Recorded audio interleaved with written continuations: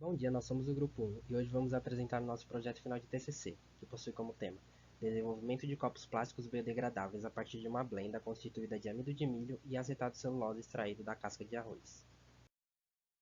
O grupo possui como membros Bárbara Oliva, Emanuele Silva, Isaías Souza, Lívia Neves e Vitória Santos. Possui como orientadoras as professoras Thais Tassiano e Aline Ramos.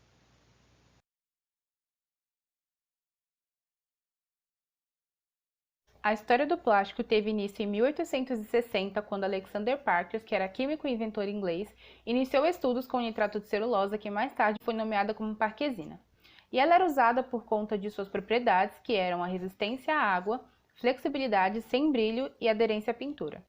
Em 1862, em razão da Grande Exposição de Londres, Parker apresentou aquilo que podemos chamar e considerar também como o antecessor da matéria plástica. E no ano seguinte, John Hitchens, que era um inventor estadunidense, soube de um concurso em Nova York, cuja proposta principal era produzir um material que substituísse o marfim. Então, no ano de 1870, Hitchens obteve sucesso produzindo a primeira matéria plástica. E ainda neste mesmo ano foi inaugurada a primeira fábrica de matéria plástica, que foi nomeada Celluloid Manufacturing Company. No ano de 1920, Hermann Staudinger, que era um químico alemão, deu início a estudos teóricos de estrutura e propriedade dos polímeros naturais e sintéticos. E ele também, com seus estudos, queria provar que os plásticos não eram compostos de anéis de moléculas ligados, mas sim de longas cadeias formadas a partir de moléculas menores, por meio de uma polimerização. Mas as suas teorias não foram aceitas pelos químicos da época e essa discussão se estendeu pelo resto dos anos 20. E por fim, em 1949 foi inaugurada em São Paulo a primeira fábrica de plástico chamada Bacol S.A. E a partir disso não demorou muito para que o plástico fosse algo essencial na vida das pessoas, já que o plástico substitui com vantagens uma série de materiais utilizados pelos homens há centenas de anos, como vidro, metais, madeiras, além de possibilitar também o acesso de bens de consumo pela população de baixa renda. Bom, a aplicação do plástico é algo muito abrangente por conta de sua versatilidade, servindo para a estocagem de alimentos, brinquedos, escovas, bijuterias, utensílios de cozinha, peças de eletrônicos, entre outros. O que pouca gente sabe é que o plástico demora cerca de 400 anos para se decompor, trazendo impactos negativos para o meio ambiente, pois junto com outros tipos de lixo, o plástico pode prejudicar o solo, entupir bueiros, causar enchentes e até desabrigar a população mais pobre, uma vez que ele é descartado irresponsavelmente. E isso sem falar no impacto do plástico na vida marinha. Estima-se que a cada ano morrem cerca de 100 mil animais marinhos devido ao plástico presente no oceano. Isso ocorre porque o plástico sofre mudanças a partir de influentes externos, como altas temperaturas, sol, diferentes níveis de oxigênio, energia das ondas, e então o plástico se despedaça e passa a possuir aspecto e aparência de um alimento para os animais marinhos, que ao ingerirem este plástico morrem de asfixia ou de fome, já que a ingestão desse plástico pode embargar o aparelho digestivo. E estima-se também que no ano de 2050 a produção de plástico pode chegar a 33 bilhões de toneladas, o que é um número muito alto e muito preocupante. Bom, e existe também um projeto de lei que diz que fica proibido o fornecimento de objetos plásticos para clientes e também diz que no lugar desses produtos podem ser oferecidos com a mesma função, porém feitos com materiais biodegradáveis. Utilizamos como método a revisão sistemática da literatura, onde foi consultados no Google Acadêmico, Cielo e periódico Capes, onde selecionamos 10 artigos entre 2010 e 2020 em português, e os termos utilizados foram acetato de celulose obtenção, compósitos biodegradáveis de amido e blendas biodegradáveis de amido e celulose. A busca resultou num total de 4.467 documentos, e a seleção dos documentos a serem lidos se deu inicialmente pela análise do título e posteriormente do resumo. Passando agora para os resultados de discussões, abordaremos primeiramente o acetato de celulose. O acetato de celulose, segundo Botaro, é o éster orgânico mais importante produzido a partir da celulose, e seu meio de produção se dá principalmente pela acetilação. A acetilação ocorre num meio reacional, no qual é adicionado ácido acético e anidrido acético, e é usado um catalisador, que pode ser tanto o ácido sulfúrico como o perclórico, assim como mostrado na imagem, no qual a estrutura da celulose possui a adição de ácido acético e anidrido acético, e depois resulta na estrutura do acetato de celulose completo.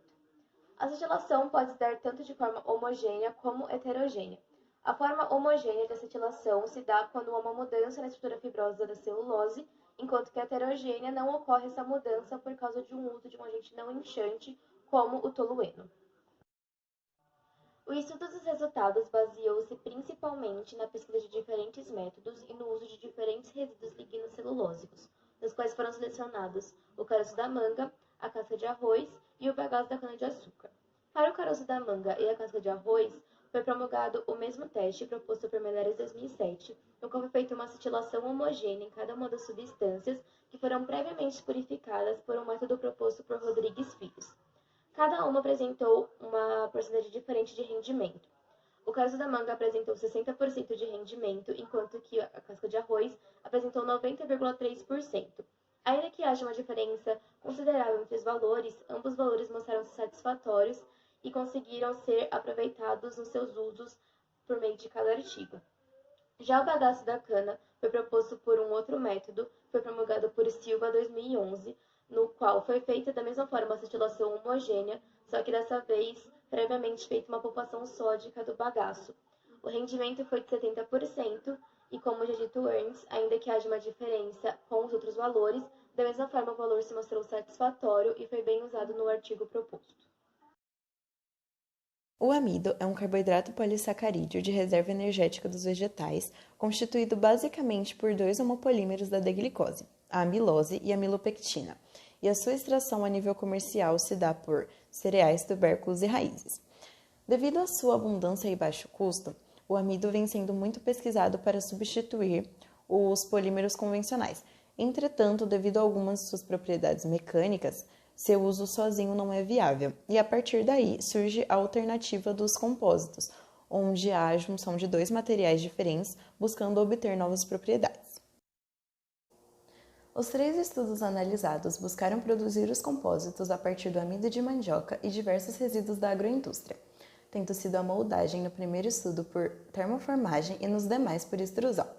Dentre os resultados obtidos, podemos destacar no terceiro estudo que quanto mais fibras presentes na composição, menos denso se tornava o material obtido. E a adição das fibras também auxiliou na biodegradabilidade, tendo os compósitos com mais fibras na composição apresentado sinais de degradação, como perda de massa e mudança na coloração, num menor período de tempo.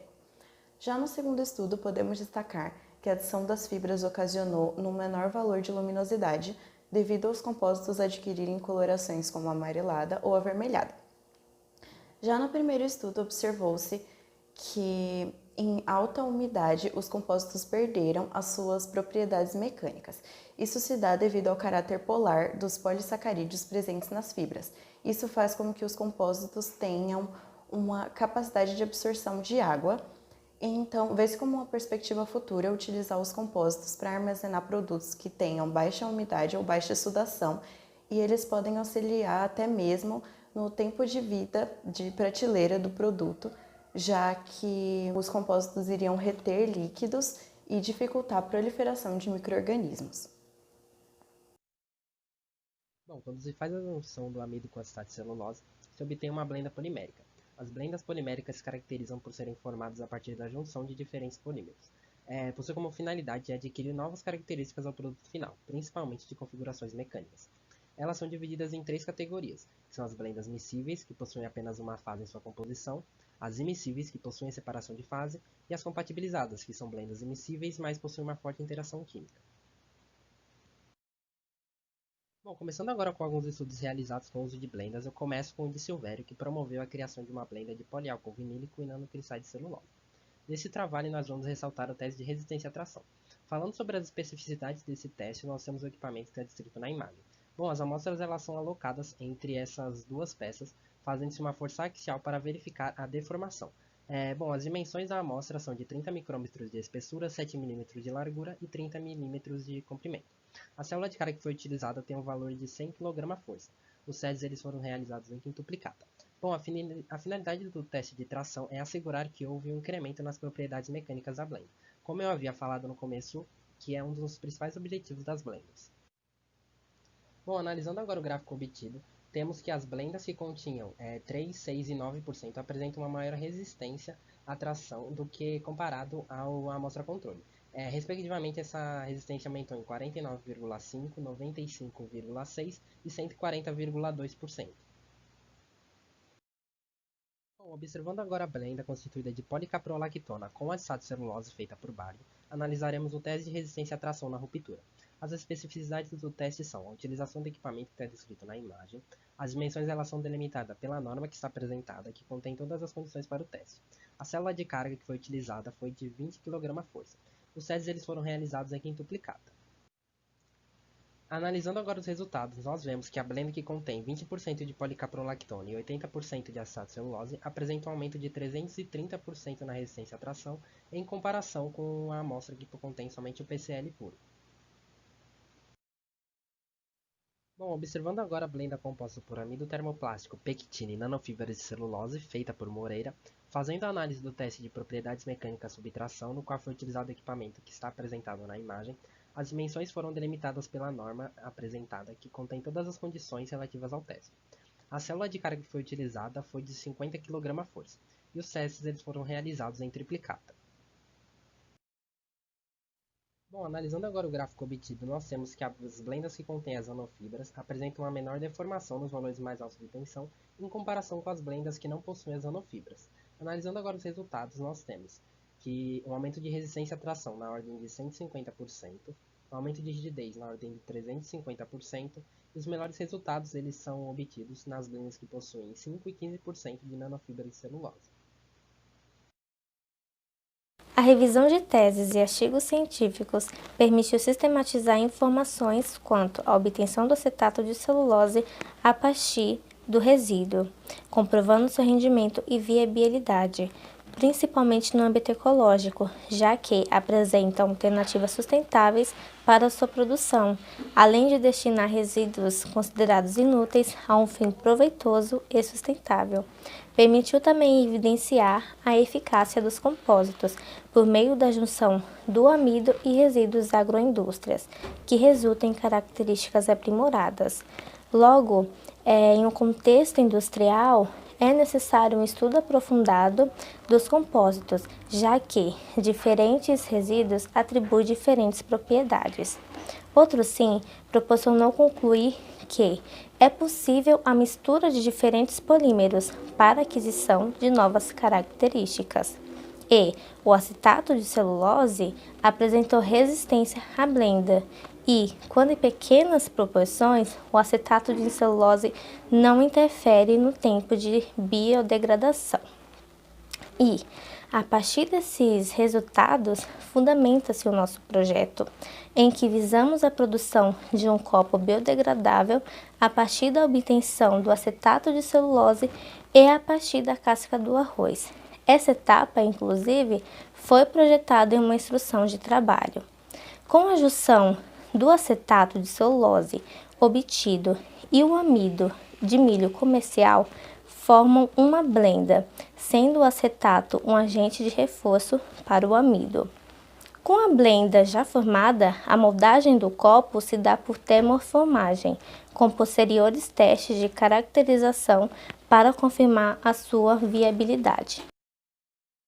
E por fim, primeiramente queremos agradecer a Deus que tanto nos abençoou durante esse caminho.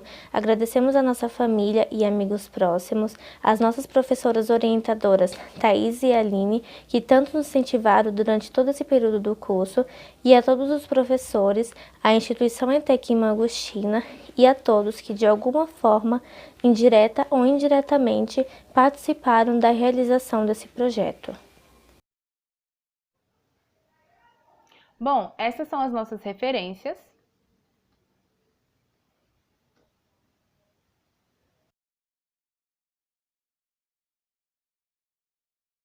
Agradecemos a sua atenção.